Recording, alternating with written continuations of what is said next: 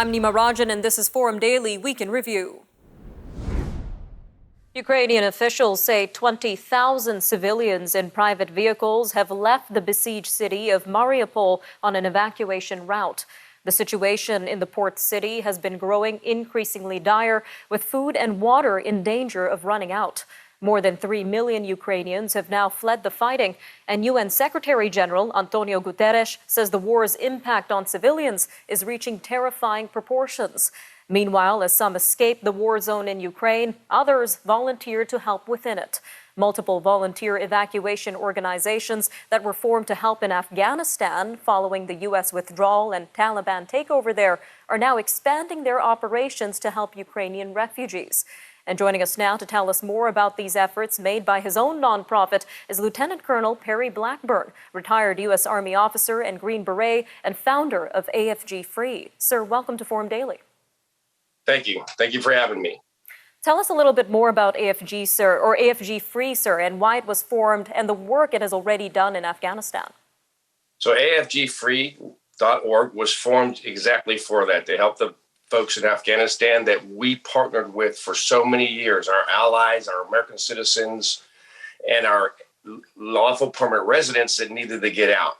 So we banded together in these networks and were able to do a lot of good work early on in getting people out of Afghanistan in August, September.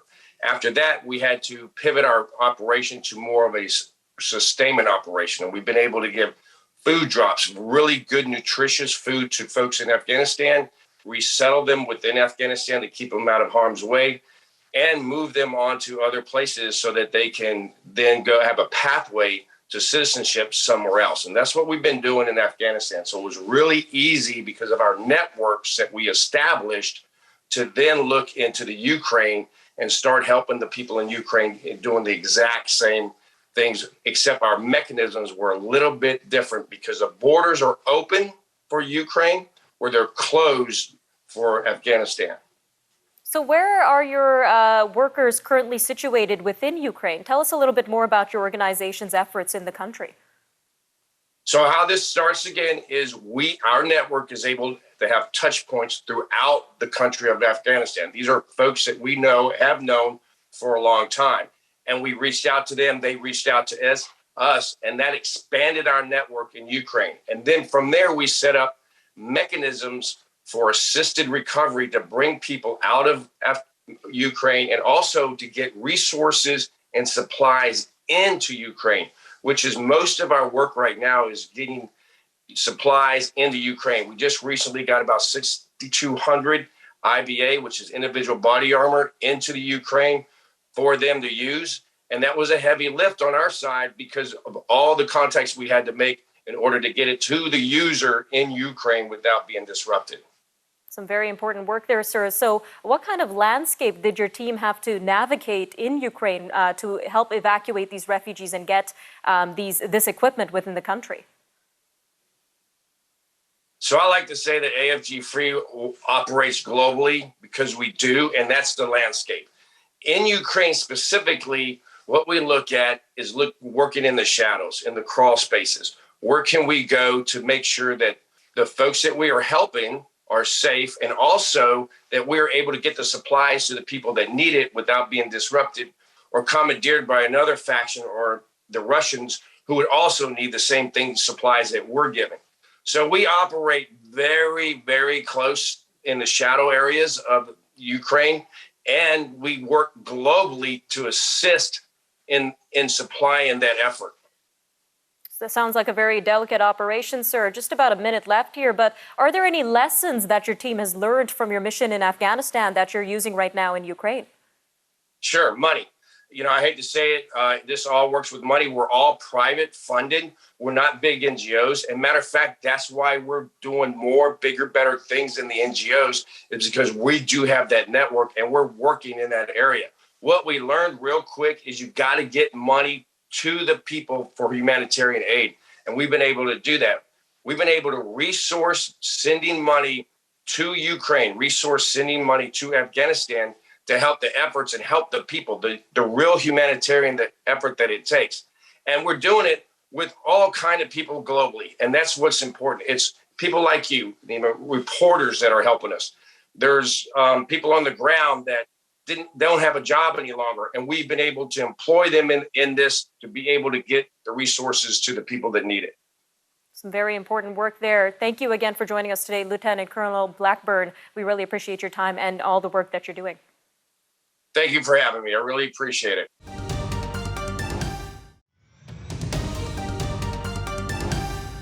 Stocks are opening lower on Wall Street Thursday, but are still holding on to sizable gains for the week. Traders are turning cautious as oil prices surge again, pushing U.S. benchmark crude up 7% and back above $100 a barrel. Now that's a worrisome sign for inflation, which was already a major concern for markets even before Russia's invasion of Ukraine 3 weeks ago. The S&P 500 lost 0.2% in the early going. Treasury yields eased back a day after rising sharply as the Federal Reserve raised its benchmark interest rate for the first time since 2018. Well, this was to help tame the worst inflation since the early 1980s. Well, joining us now to give us deeper insight into this move is Brendan Caldwell, Director of Caldwell Securities Limited. Brendan, welcome back to Forum Daily. Thank you, and happy St. Patrick's Day, Nima. Happy St. Patrick's Day, Brendan. Now, the Federal Reserve took their first step to contain inflation yesterday. So what does this mean for investors in the near term? Well, let me just qualify what you said. The Federal Reserve took their first step to be seen to try and tame inflation. Whether what they're doing tames inflation or not remains very much to be seen.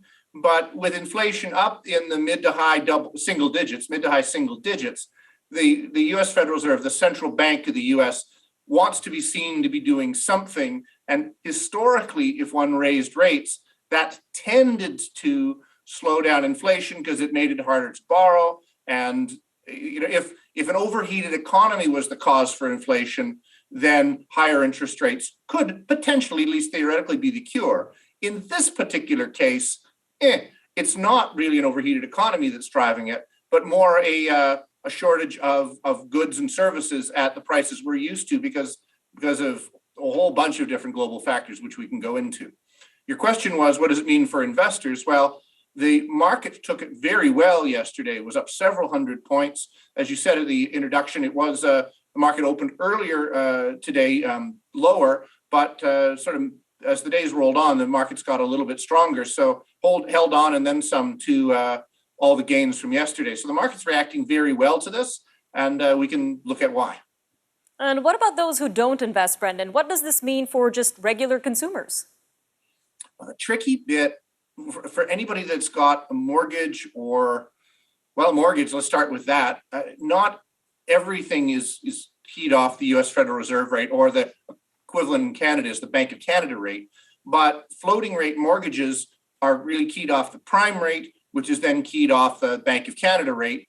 And as that begins to tick up, and the Bank of Canada raised its rate in the last few weeks as well, as you begin to see those rates go higher, those with floating rate mortgages are going to end up paying more interest and a higher monthly payment, or at least less in the way of repayment of the principal over the next little bit. So where it's going to be felt, I think, most keenly for most people is in home ownership. But then I think those on the margins that pay from the price of bread and basic foodstuffs is a big deal. Seeing higher inflation, indeed higher interest rates, may also be a big deal as well. All right, Brendan. Well, taking a look at the markets in particular, are there any particular sectors that might respond worse to this rate hike? Well, historically, those stocks that are trading at big multiples to their earnings. So if you're a high growth stock, like an Amazon, say, or any of the FANG stocks, where your future earnings are being discounted based on a projected level of growth, that discount rate is based on current interest rates. So if interest rates begin to go higher, the discount of future earnings tends to be greater. So those historically are the stocks that have got hit the hardest. And we've really seen that since the turn of the year, as the fear of interest rates going up has hit those really high earnings multiple stocks quite hard. Yesterday and the last few days, actually, they've been responding quite well. So now that interest rates are actually going up, the stocks seem to be going up as well. So it's a little bit opposite to what most people might think. All right, Brendan, just a quick 45 seconds left here, but is there anything that we might need to concentrate on just going forward in terms of inflation? Well, there's so many things, but I'll answer the investment question, which is if you're looking at stocks to buy, it would be more important to be buying stocks with increasing dividends, with a history of continually growing their dividends, rather than ones like a preferred share or dividends that have been static. Or you're much better off, I think, as investors looking at companies that have the capacity to continue to raise their dividends, because even as inflation interest rates are going up, earnings and dividends from those companies can and should go up even faster. All right, Brendan, always a helpful conversation. Thank you again for your time today. Thank you, Nima.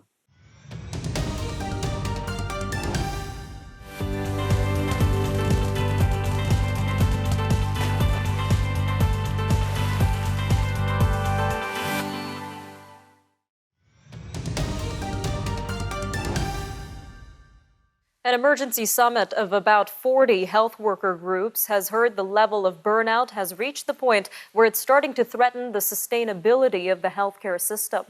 The summit, co-hosted by the Canadian Medical Association and the Canadian Nurses Association, says that healthcare systems need some drastic intervention from both federal and provincial governments if there is any hope of reviving them.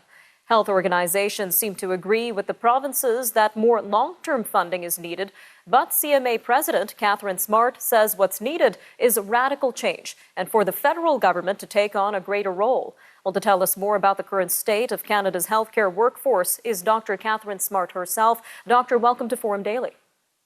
Thanks for having me. So after 2 years of this pandemic, what does year 3 look like for Canadian healthcare settings? I think it's really worrisome. Even though the number of cases of COVID are starting to decline in hospitals are still over capacity. Many Canadians were unable to access the healthcare they needed during the pandemic. Many chronic diseases worsened, and we're still hearing from colleagues on the front lines that hospitals are full. And we haven't even talked yet about the surgical backlogs that need to be addressed. So there's a lot of pressure still on the system. Some concerning developments there, ma'am. Now, last week's summit was attended by 40 healthcare worker groups. So what was the underlying message that these groups were sending when it comes to their workers? Dramatic burnout increasing since before the pandemic across all health professions. It was a common experience, and deep concern for the lack of planning when it comes to human health resources across the country. So I think the message was really very much the same from everyone that was in attendance.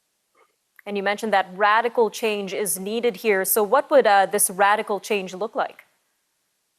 I think it would surprise Canadians to know that there is no human health resource plan for our country. So even though healthcare is one of our biggest expenditures, no one's really looked at what is needed to staff the system. How do we meet the increasing complex needs of Canadians? So when we're talking about radical change, we're talking about actually stepping back, politicians admitting there's a problem, admitting the system's collapsing, that human health resources are critical to delivering healthcare, and then committing to work with healthcare professionals around what does that actual system need to look like to create sustainability and to create a plan moving forward. And you're saying that the federal government needs to take on a greater role in this issue. So what kind of steps can these federal officials do in terms of assisting this issue? I think we need federal leadership to make sure that dollars are going where they're needed and to actually be able to take a national lens to what's happening in this country. Having every province and territory siloed, not looking at the human health resource crisis in particular from that broader national perspective, really limits what we can do and the changes that can be implemented. So we believe strongly there's a leadership role for the federal government to help us right the ship. And what about provincial governments, Dr. Smart? What kind of unique contributions could they make in their own healthcare systems? Provincial governments, of course, are primarily responsible for delivering care. So we think they need to come to the table with healthcare professionals and hear what we're trying to say about where the system's failing. I think one of the best examples can be in primary care. The old-fashioned siloed model of running primary care like a business is failing. That's why physicians are not choosing to go into primary care. And there's a huge opportunity for the provincial level of government to work with primary care providers to look at how integrated team-based care can become an actual reality for the Canadians that rely on it. So from our conversation, it's clear that mental health within the healthcare setting is only getting worse throughout this pandemic. So what's at risk here, Dr. Smart, if steps are not taken to address this worker burnout? Well, what we're already seeing is large attrition from healthcare for people that haven't left the system. We're hearing that they're considering leaving the system. Almost 50% of physicians are considering cutting back their work hours over the next 2 years. So if something's not done, we are going to have a dramatic access to care issue. And there's only going to be more Canadians either unable to access care or on these very long wait lists. So it's really the time for action has long passed. We need to get on with actually solving these problems together. Just about a minute left here, but what about Canadians themselves? We saw a lot of support and recognition for healthcare workers during the onset of this pandemic. So would something like that maybe help the morale right now? I think appreciation and gratitude always goes a long way to make people feel valued. And vast majority of Canadians have been incredible that way in terms of supporting healthcare workers. I think what people can do now is really let their elected officials know that they want to see governments commit to working with us and to actually getting on with solutions. And each of us has a vote. Each of us can go to the people that represent us and demand that this is a priority. Dr. Smart, thank you again for joining us today on Forum Daily. Thanks so much for having me. After the break, we look at the U.S. Senate's decision to pass a bill which would make daylight time permanent across the country and whether or not Canada's federal government will make the same change. An interview with Dr. Michael Antle, psychology professor at the University of Calgary, coming up next after the break. So stay tuned. We'll be right back shortly.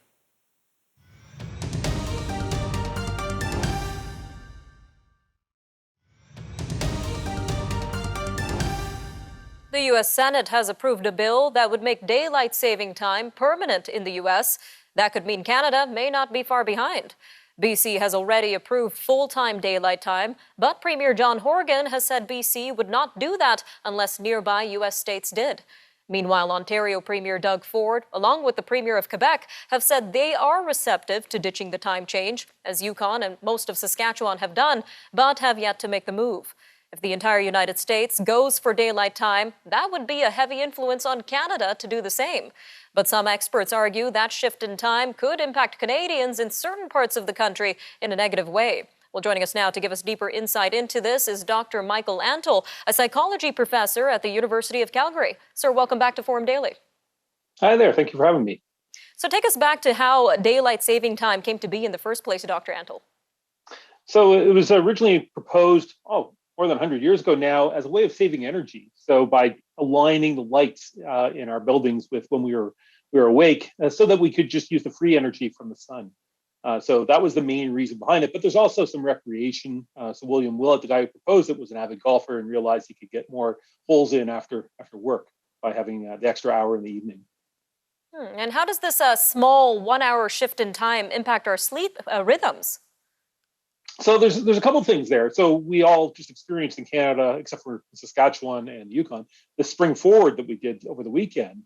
And a lot of people talk about that as we lose an hour of sleep, but it's actually a little bit more insidious than that, because what it is for the next probably about 3 weeks in Canada, we're all going to be waking up about an hour earlier every work day, every school day, relative to what our body clock wants us to do. So the sunrises are getting earlier every day, but it's not going to be until about mid-April that it catches up to where it was. And this is why this one time change actually makes so much of a negative impact for people over just having one bad night's sleep. Usually after you've had a bad night's sleep, you feel better after the following sleep. But with this one, it actually persists for much longer because you're forced to get up before your body is ready. And does this have any impact on our mental health and overall well-being, doctor? Well, going to work, driving to work when you're tired and you're stressed can actually have a negative impact. We know that there's going to be higher rates of accidents just from this time change that we just had.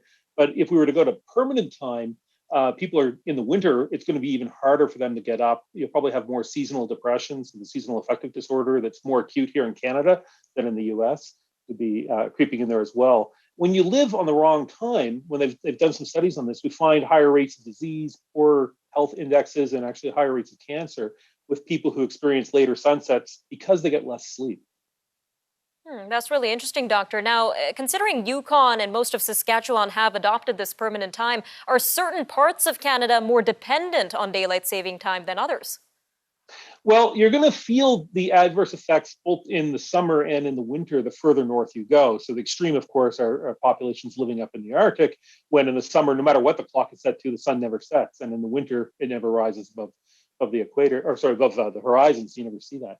But it depends on, I guess, how far off the right time you are. So places like Alberta, where I'm located, are actually quite far off of the time we should be following anyways. So we'd find permanent daylight time harder to deal with. People in the maritime provinces and southern Ontario that are further south aren't going to have the extreme changes in day length that people in Edmonton would have. So yeah, the further north you have, the harder the summers with the really late sunsets, and the harder the winters with the really late sunrises will be for them. So would a permanent time change for the country overall be better for Canada compared to individual provinces?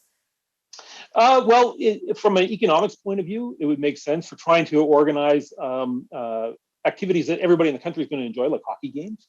I know that's a big challenge, timing the East Coast games versus the West Coast games. So you want to have a national strategy for sure, just to facilitate trade and all the interactions in such a wide country.